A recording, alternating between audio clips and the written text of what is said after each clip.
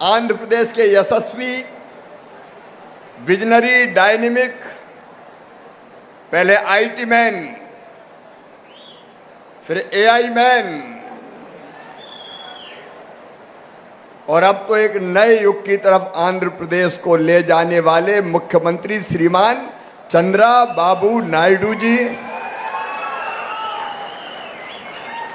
आदरणीय भूपति राजी श्रीनिवास वर्मा जी, आदरणीय पेमासानी चंद्रशेखर जी, कुंडला दुर्गेश जी, पोंगरू नारायण जी, सत्य कुमार जी, हमारे भारतीय जनता पार्टी के प्रदेश के अध्यक्ष, उनको मैं बधाई और धन्यवाद दोनों देता हूं अटल मोदी सुपरिपालना यात्रा के लिए। PN Madhav ji, doctor CM Ramesh ji, Tenali Shravan Kumar ji, Shri N Madhukar जी, एन रमेश नायडू जी, पथरीनाग भूषणम जी, आदरणीय कृष्णैया जी, पाका सत्यनारायण जी, यहाँ उपस्थित मेरे सभी बहनों, भाइयों, भांजे, भांजियों, दोनों हाथ जोड़ के आप सबको प्रणाम करता हूं, आप सबको नमस्कार करता हूं। सबसे దార్శనిక నాయకులు మొదట ఏఐ మ్యాన్ గా, ఐటీ మ్యాన్ గా, ప్రస్తుతం ఏఐ మ్యాన్ గా దేశవ్యాప్తంగా గుర్తింపు తెచ్చుకొని ఈ ఆంధ్రప్రదేశ్ రాష్ట్రాన్ని నవశకం వైపు నడిపిస్తున్న గౌరవ ముఖ్యమంత్రి చంద్రబాబు నాయుడు గారు, వేదిక మీద ఉన్న ఇతర పెద్దలకి, ముఖ్యంగా అటల్ మోదీ సుపరిపాలన యాత్ర పేరుతో ఈ యాత్ర చేపడుతున్న రాష్ట్ర అధ్యక్షుడు మాధవ్ గారికి నేను ధన్యవాదాలు, అభినందనలు తెలియజేస్తున్నాను। माधव जी, मैं आपको हृदय से धन्यवाद देता हूं। आपने अचानक मुझे इस यात्रा में बुला लिया और मेरे हाथों को यह सौभाग्य मिला कि बाबूजी के साथ मैंने आज अटल जी की प्रतिमा का अनावरण किया। पहले तय नहीं था, लेकिन अचानक मुझे कहा कि आना है।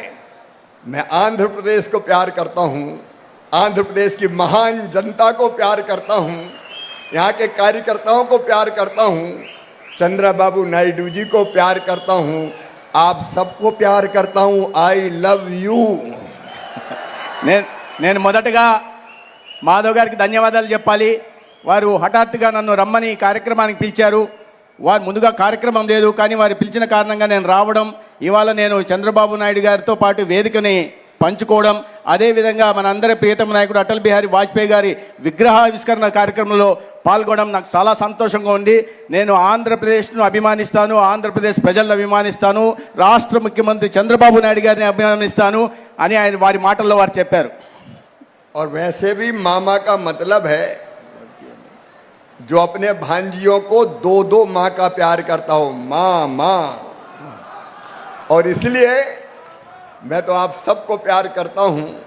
मेरा सौभाग्य है कि आज आपके बीच आया हूँ, और वो भी अटल जी के स्मृति वनम के इस कार्यक्रम में मैं अटल जी को भी सत सत बार प्रणाम करता हूँ। अद्भुत नेता अटल जी, मेरी प्रेरणा अटल जी। मैं जब भोपाल में पढ़ता था, एक दिन पता चला अटल जी आ रहे हैं। मैं उनकी स्पीच सुनने चला गया, छोटा था, और अटल जी जो बोल रहे थे वो शब्द आज भी मेरे कानों में गूंज रहे हैं। वो कह रहे थे, ये देश हमारे लिए केवल जमीन का टुकड़ा नहीं है, जीता जागता राष्ट्र पुरुष है। हिमालय इसका मस्तिष्क है, पंजाब और बंगाल इसकी दो विशाल बाहुएं हैं, दिल्ली दिल है, विंध्याचल कटी है, नर्मदा करदनी है, पूर्वी घाट और पश्चिमी घाट इसकी दो विशाल जंगाएं हैं, कन्याकुमारी इसके पंजे हैं, सागर इसके चरण पखारता है, सूरज और चंद्रमा इसकी आरती उतारते हैं। ये वीरों की भूमि है, ये सूरों की भूमि है, ये ऋषियों की भूमि है, महर्षियों की भूमि है, ये अर्पण की भूमि है, ये तर्पण की भूमि है। यहाँ का कंकर कंकर हमारे लिए शंकर है, यहाँ का बिंदु बिंदु हमारे लिए गंगा जल है। हम जिएंगे तो इसके लिए, और अगर कभी मरना पड़ा तो मरेंगे भी इसके लिए। और मरने के बाद अगर हमारी राख भी गंगा जी में फेंक दी गई तो वहां से भी एक ही आवाज आएगी, भारत माता की जय, भारत माता की जय। హిందీలో అమ్మని మా అంటారు, దాన్ని మధ్యప్రదేశ్లో మామా అంటారు। అంటే మా రెండు సార్లు అమ్మ అమ్మ అని ప్రేమ పంచుకునే అవకాశం నాకు కలిగింది। ఇవాళ ఈ కార్యక్రమంలో పాల్పంచుకుంటున్నాను కూడా నేను అదే రకంగా ఆనందిస్తున్నాను। మన అటల్ బిహారీ వాజ్పేయి గారు ఒక దార్శనిక నాయకుడు, అద్భుత నాయకుడు. నేను ఆనాడు భోపాల్ కళాశాలలో చదివేవాడిని, చిన్నవాడిగా ఉండేవాడిని. వారు వస్తున్నారని తెలిసి వారి ప్రసంగం వినడానికి వెళ్ళాను. ఆ ప్రసంగం విన్నాను. ఆనాడు విన్న ప్రసంగం ఈవాడు కూడా నా చెవుల్లో గింగులు తిరుగుతోంది. ఆయన వ్యక్తిత్వం ఎటువంటి హిమాలయంత వ్యక్తిత్వం ఉన్నది. ఈ దేశం మీద ఆయనకు ఆ దేశ భక్తిని మాటల్లో చెప్పాలంటే అది హిమాలయాల మస్తిష్కం లాగా, మన ఈ పంజాబ్ ఇవి భుజస్కంధాల్లాగా. కవిత పూర్తిగా చెప్పారు, మళ్ళీ చెప్పాలంటే కష్టం అవుతుంది. ఇది వీరుల భూమి, ధీరుల భూమి, ఇది వందనాల భూమి, అభినందనాల భూమి. ఈ భూమి మీద కాశ్మీర్ నుంచి కన్యాకుమారి గారు వరకు ఒక అద్భుతమైన నిలయం ఇది. ఈ భూమి మీద ఇక్కడ జన్మించిన వాళ్ళు, ఇది ప్రతి కంకరలో కూడా మాకు ఈశ్వరుడు కనిపిస్తాడు. ప్రతి నీటి బిందువులు కూడా గంగా, పవిత్రమైన గంగా మనకు కనిపిస్తుంది. ఈ దేశంలో ఈ దేశంలో మేము మరణించి నేను జీవిస్తే ఈ దేశం కోసం జీవిస్తాను, మరణిస్తే ఈ దేశం కోసం జీవిస్తాను. మరణించిన తర్వాత నా అస్థికల్ని మీరు గంగా నదిలో కలిపిన తర్వాత ఆ అస్థికల పక్కన చెవి పెట్టి ఎవరైనా వింటే ఒకే శబ్దం వినిపిస్తుంది, అది భారత్ మాతా की जय. अटल जी के चेहरे पर तेज था, उनकी वाणी में ओज था, सरस्वती उनके कंठ में विराजती थी और कीर्ति और प्रतिष्ठा उनकी आरती उतारती थी. वो भारत की आत्मा के स्वर थे. उनके शब्द मुर्दों में भी प्राण फूंक देते थे. उन्होंने पहले आजादी की लड़ाई में हिस्सा लिया. 1942 के स्वतंत्रता संग्राम में पत्रकार भी रहे और पत्रकार से राजनेता जनसंघ के प्रारंभ से ही वो भारतीय जनसंघ से जुड़ गए. 1957 में वो पहला चुनाव जीते थे. उनको उस समय प्रधानमंत्री तत्कालीन पंडित जवाहरलाल नेहरू भी बड़े ध्यान से सुनते थे और नेहरू जी ने उसी समय कह दिया था कि ये नौजवान असीम संभावनाओं से भरा है, ये किसी दिन भारत का प्रधानमंत्री बनेगा. అటల్ బిహారీ వాజ్పేయి గారి మొహంలో ఒక తేజస్సు ఉండేది. వారి నాలుక మీద సరస్వతి కొనియాడేది. అదేవిధంగా కంఠంలోంచి సరస్వతి మాత వచ్చేది. అటువంటి అద్భుతమైన నాయకుడు అటల్ బిహారీ వాజ్పేయి గారు. వారు స్వాతంత్ర పోరాటంలో, క్విట్ ఇండియా ఉద్యమంలో పాల్గొన్నారు. దాని తర్వాత జనసంఘ్ స్థాపించిన తర్వాత 1957లో మొట్టమొదటిసారిగా పార్లమెంటు సభ్యుడిగా ఎన్నికైతే ఆనాడు ప్రధానమంత్రిగా ఉంటున్న జవహర్లాల్ నెహ్రూ గారు వారి ప్రసంగాన్ని చాలా శ్రద్ధతో వినేవారు. వింటూనే వారి ప్రసంగం పట్ల ఆకర్షింపబడిన వారు అన్నారు, ఈ నవ యువకుడు ఏదో రోజు ఈ దేశానికి ప్రధానమంత్రి అవుతాడని జవహర్లాల్ నెహ్రూ అప్పటి ప్రధానమంత్రి చెప్పడం జరిగింది. लेकिन पंडित जी की और तत्कालीन सरकार की वो तीखी आलोचना करते थे. वो पार्टी की बुराई सह नहीं सकते थे. एक बार पंडित जवाहरलाल नेहरू जी ने जनसंघ की आलोचना की तो अटल जी ने कहा, पंडित जी मुझे पता है आप शीर्षासन करते हो, लेकिन मेरी पार्टी की उल्टी तस्वीर मत दिखाओ. ఆయన అజాత శత్రువు, అందరి వాడిగా మన్ననలు పొందాడు. కానీ ఆయన సిద్ధాంతం విషయంలో ఏనాడు రాజీ పడేవాడు కాదు. ఆనాడు ప్రధానమంత్రిగా ఉంటున్న నెహ్రూ గారు పార్టీని విమర్శిస్తున్నప్పుడు ఆయన ఒకసారి సందర్భం లేచి చెప్పారు, నెహ్రూ గారు మీరు శీర్షాసనం వేస్తారన్న విషయం నాకు తెలుసు, కానీ నా పార్టీని తిరిగిదిప్పి చూపించి వేరే రకంగా చూపించే ప్రయత్నం మాత్రం చేయవద్దని చెప్పారు. वो देश को सर्वोपरि मानते थे. कहते थे दल से ऊपर देश. वो कहते थे पार्टियां आएंगी जाएंगी, सरकार बनेगी बिगड़ेंगी, लेकिन देश हमेशा रहना चाहिए और देश का लोकतंत्र अमर रहना चाहिए. ఆయన అపర దేశభక్తుడు. ఒక సందర్భంలో ఆయన చెప్పారు, పార్టీలు వస్తాయి పోతాయి, ప్రభుత్వాలు ఏర్పడతాయి నశిస్తాయి, కానీ ఈ దేశం మాత్రం శాశ్వతంగా ఉంటుంది. ఈ దేశంలో ఆ భావన శాశ్వతంగా ఉండాలి. దేశభక్తి ఆ భావన, ఇది నా దేశం అనే భావన కొనసాగాలి అని చెప్పారు. इसी देशभक्ति के कारण जब 1971 में पाकिस्तान से युद्ध हुआ तब अटल जी ने कह दिया, हम पूरी ताकत से इंदिरा जी के साथ खड़े हैं. मित्रों कितना फर्क है. अभी ऑपरेशन सिंदूर हुआ, जब हमारी सेनाएं पाकिस्तान को जवाब दे रही थी, आतंकवादियों को नेस्त नाबूद कर रही थी, तब अभी नेता प्रतिपक्ष कमियां निकालने में लगे थे. मोदी जी देश का नुकसान हो जाए लेकिन मोदी जी नीचा देखें, यह भाव आज था. लेकिन तब अटल जी ने कह दिया था, देश सबसे पहले. हम देश के लिए इंदिरा गांधी के साथ भी पूरी ताकत से खड़े हैं. అటల్ బిహారీ వాజ్పేయి గారికి అన్నిటికన్నా దేశ భద్రత ముఖ్యం, దేశం ముఖ్యమన్న విషయం మనకు తెలుసు. దాని కారణంగానే 1971లో పాకిస్తాన్లో యుద్ధం జరుగుతున్నప్పుడు ఆనాటి ప్రధానమంత్రి ఇందిరాగాంధీ గారిని పూర్తిగా సమర్థించిన విషయం కూడా మనం అందరం గుర్తు చేసుకోవాల్సింది. కానీ ఇవాళ పరిస్థితి ఎలా మార్పు వచ్చిందంటే, అదే ఇందిరాగాంధీ గారి మనవడుగా ఉంటున్న ప్రతిపక్ష నేత మన దేశం మీద పక్కన పొరుగు దేశం ఉగ్రవాద దాడి చేస్తే ఆ విషయంలో మనం ఆపరేషన్ సింధూర్ ద్వారా ఆ దేశానికి బుద్ధి చెప్పి ఆ ఉగ్రవాదుల్ని ఏరివేసే ప్రయత్నం చేస్తూ ఉంటే, ఇవాళ ప్రతిపక్ష నాయకుడిగా ఉంటున్న బాధ్యత రాహిత్యంగా వ్యవహరిస్తున్న రాహుల్ గాంధీ గారు మోదీ గారు ఇదేంటి అని ప్రశ్నిస్తున్నాడు. సింధూర్ జరిగిందా, మీరు ఉగ్రవాద శిబిరాలను ధ్వంసం చేశారా అని ప్రశ్నిస్తున్నారు. అంటే ఎంత బాధ్యత రాహిత్యంగా వ్యవహరిస్తున్నారో గుర్తు చేసుకోవాలి. भारत के विदेश मंत्री के रूप में उन्होंने भारत की एक नई छाप पूरी दुनिया पर छोड़ी। और तब जब नरसिम्हा राव जी को जरूरत पड़ी प्रधानमंत्री रहते हुए कि जिनेवा में भारत के प्रतिनिधिमंडल का नेतृत्व कौन करे, पाकिस्तान का कश्मीर के संबंध में प्रस्ताव गिराना था, तो नरसिम्हा राव जी को भी एक ही नाम याद आया, अटल बिहारी वाजपेयी। और अटल जी उस प्रतिनिधि मंडल के मुखिया बन के गए और पाकिस्तान को परास्त होना पड़ा, उसका प्रस्ताव गिर गया। అద్భుతమైన విదేశాంగ నీతికి పెట్టిన పేరు అటల్ బిహారీ వాజ్పేయి గారు. దాని కారణంగా పివి నరసింహారావు గారు ప్రధానమంత్రిగా ఉంటున్నప్పుడు జెనీవాలో జరిగిన ఐక్యరాజ్య సమితిలో భారతదేశం తరపున మాట్లాడడానికి ఎవరయ్యా అని చూస్తే ఆనాడు ప్రతిపక్షంలో ఉన్న అటల్ బిహారీ వాజ్పేయి గారు కనిపించారు.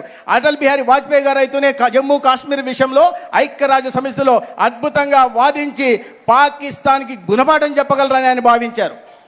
जब पहली बार प्रधानमंत्री बने, बहुमत सिद्ध करना था, संख्या बल साथ नहीं था।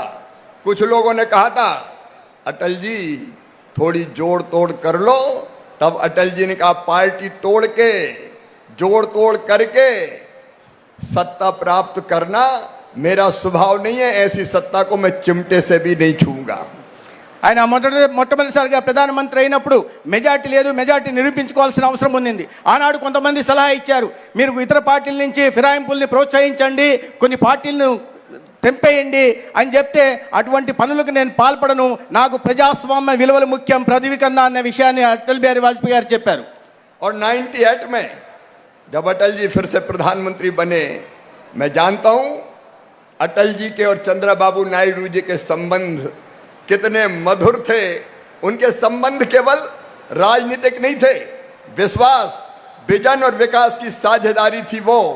और उस समय आदरणीय चंद्रबाबू नायडू जी एनडीए के संयोजक भी थे, और वो साझेदारी का, अटल जी के नेतृत्व का और चंद्रबाबू नायडू जी की सरकार की लोकप्रियता का ये परिणाम था कि 98 से 2004 तक जब अटल जी की सरकार बनी तो यहाँ 35 सीट एनडीए ने जीती थी और भारी विजय प्राप्त की थी। और प्रधानमंत्री बनने के बाद अटल जी ने पोखरण में परमाणु विस्फोट किया, दुनिया की परवाह नहीं की, CIA देखते रह गया, उनके अमेरिका के उपग्रह घूमते रह गए, पोखरण में परमाणु विस्फोट करके भारत को परमाणु शक्ति संपन्न राष्ट्र बनाया, तो श्रीमान अटल बिहारी वाजपेयी ने बनाया। తర్వాత రెండోసారి ప్రధానమంత్రిగా 95లో అయిన తర్వాత నేను గుర్తు చేసుకుంటున్నాను, ఆనాడు చంద్రబాబు నాయుడు గారితో అటల్ బిహారీ వాజ్పేయి గారికి సత్సంబంధాలు ఉండేవి. అవి కేవలం రాజకీయ సంబంధాలు మాత్రమే కాదు, విజన్కి సంబంధించిన, అభివృద్ధికి సంబంధించిన సంబంధాలు కూడా వారి మధ్య ఉండేవి. అదేవిధంగా ప్రధానమంత్రి అయిన తర్వాత ఈ దేశ భద్రతకు పెద్దపీట వేస్తూ ఆనాడు పోఖ్రాన్ అణు పరీక్షలు నిర్వహించాడు. ఆ సందర్భంగా అగ్రదేశంగా ఉంటున్న అమెరికా ఆంక్షలు పెట్టినప్పటికీ కూడా ఎక్కడ కూడా వెనకాడకుండా ఒక భారతదేశాన్ని అణ్వాయుధ దేశంగా తీర్చిదిద్ది ఇవాళ ప్రపంచంలో మిగతా దేశాలతో సమఉజ్జిగా నిలబెట్టారు. एक विकास के नए युग का प्रारंभ हुआ एनडीए की सरकार में।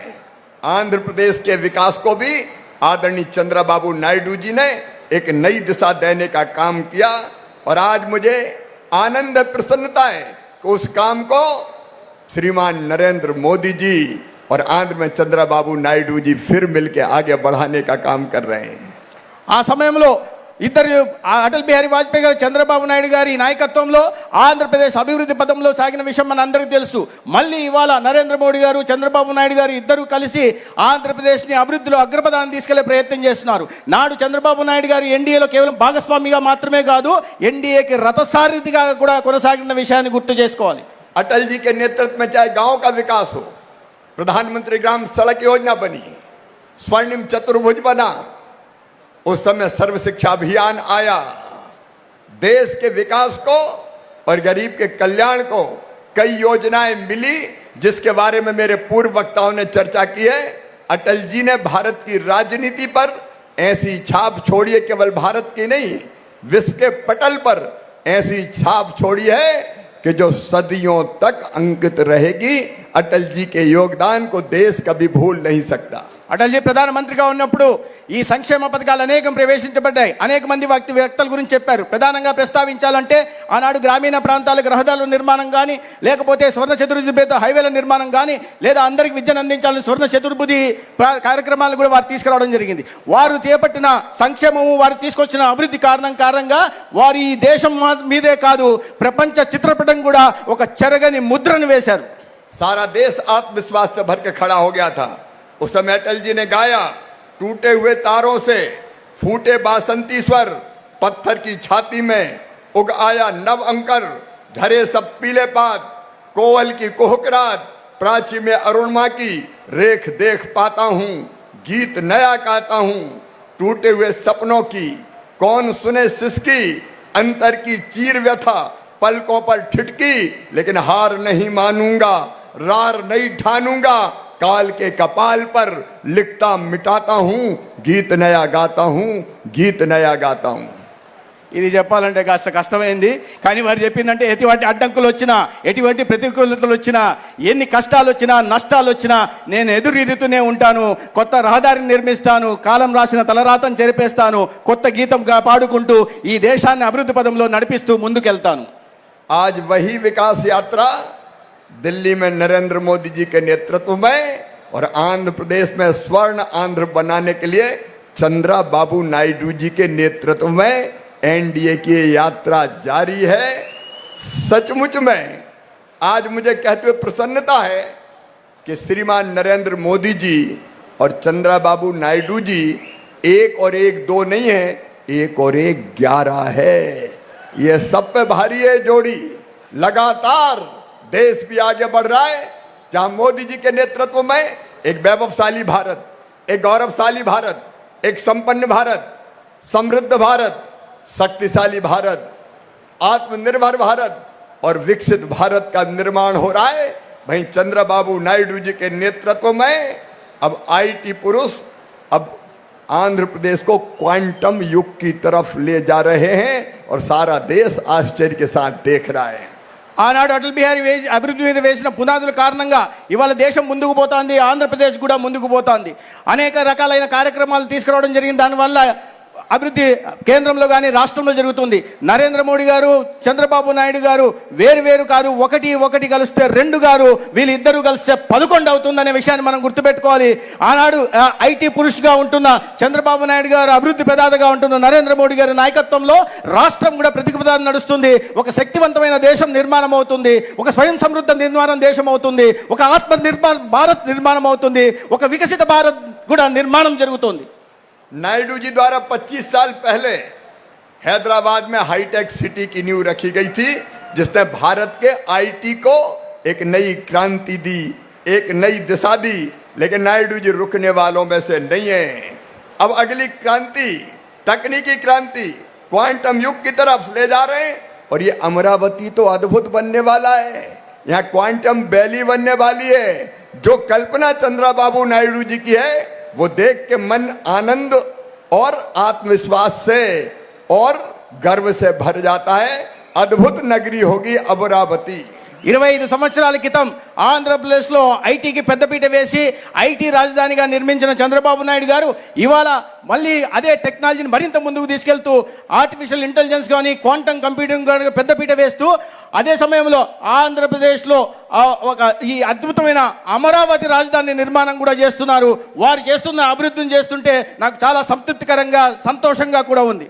Healthy Andhra Pradesh, wealthy Andhra Pradesh and happy Andhra Pradesh ये चंद्रबाबू नायडू जी के नेतृत्व में बनने जा रहा है. और उसमें भारत सरकार प्रधानमंत्री जी के नेतृत्व में जो सहयोग कर सकती है, हम कोई कसर नहीं छोड़ेंगे. कदम से कदम और कंधे से कंधा मिलाकर चलेंगे. एग्रीकल्चर और रूरल डेवलपमेंट में भी जो काम संभव है आंध्र प्रदेश के लिए कोई कमी नहीं होगी। और एग्रीकल्चर में तो मैं आपसे भी सहयोग चाहूंगा और सीखना भी चाहूंगा। मिलके कृषि का एक नया युग कैसे प्रारंभ करें, किसानों की खेती को कैसे लाभ का धंधा बनाएं, हम मिलकर काम करेंगे।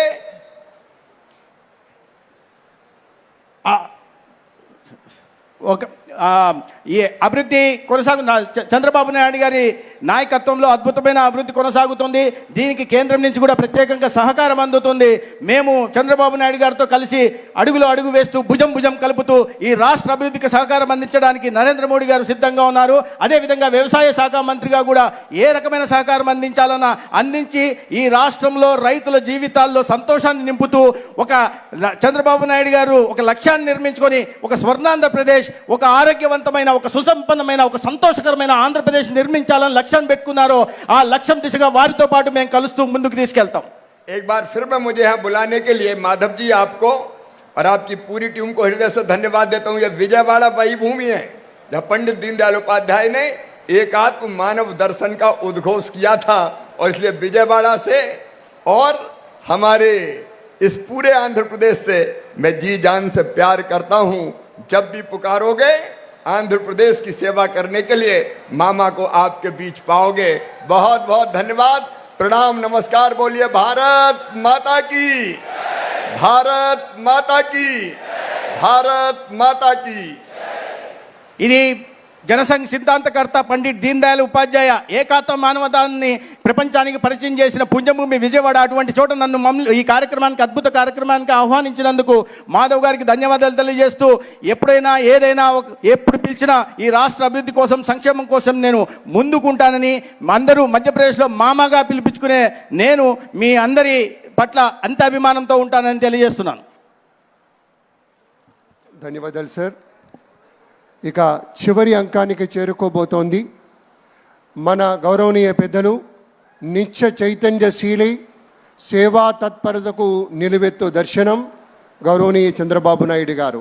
ఎందుకంటే ఒక అరుదైనటువంటి మానవీయ కోణంగా, బహుముఖ ప్రజ్ఞ